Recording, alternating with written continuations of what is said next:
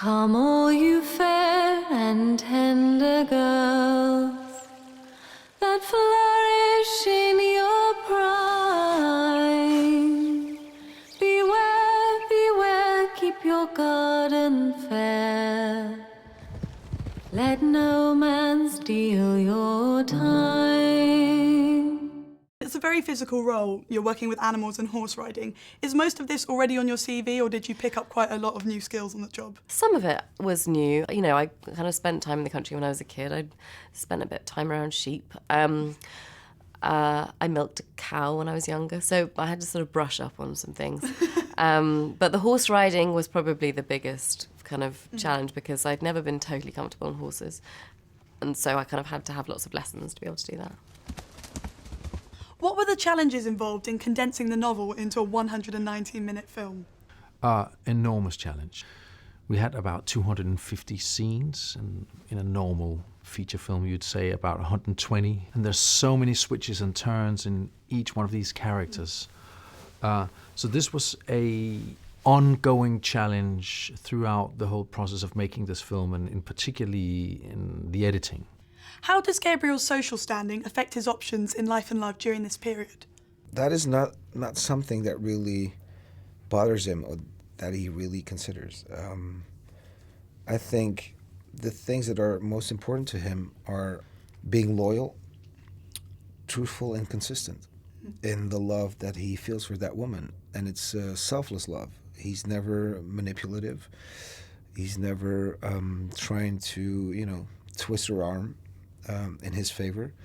He's always being very honest and straightforward. And that's who he is. And that is what drew me to the character. That was that very sincere, authentic simplicity. Bathsheba says her intention is to astonish everyone. How does her behaviour go against the norm for a woman in her society? I think most of her behaviour is against the norm. I think you see that so early on, from the way that she, the way that she rides her horse to the way that she interacts with people. And the fact that she makes a decision at the beginning of her story to not marry somebody when most women of that time were expected to be married at that age. And then she continues to sort of go buck the trend through her life. From now on, you have a mistress, not a master. I don't yet know my talents in farming, but I shall do my best. Don't suppose because I'm a woman I don't know the difference between bad goings-on and good. I shall be up before you are awake. I shall be afield before you are up. It is my intention to astonish you all. Back to work, please.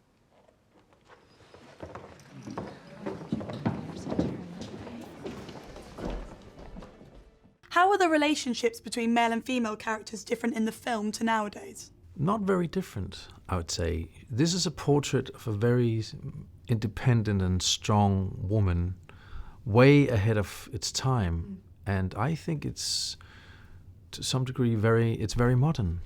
It does, in my mind, describe how difficult it must be for a woman to live an independent and strong life and still being able to devote to a man. This double-sided life is complicated for a lot of modern women, I think. As a suitor for Bathsheba, how does Gabriel compare to the soldier and the businessman?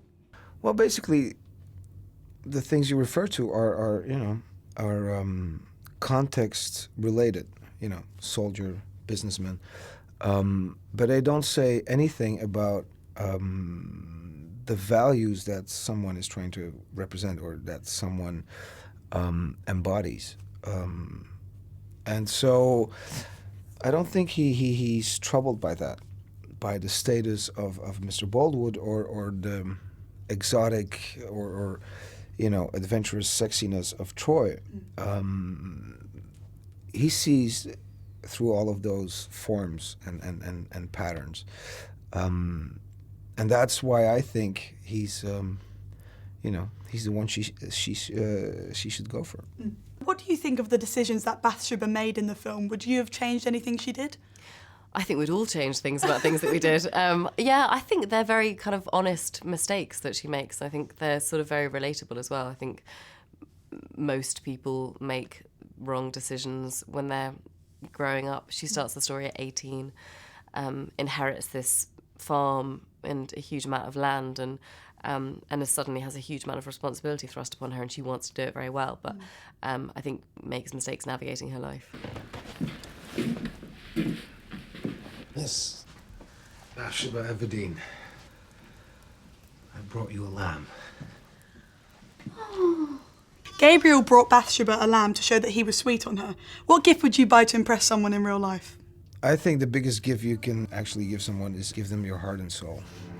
That all the world may plainly see Wilt thou have this woman to thy wedded wife?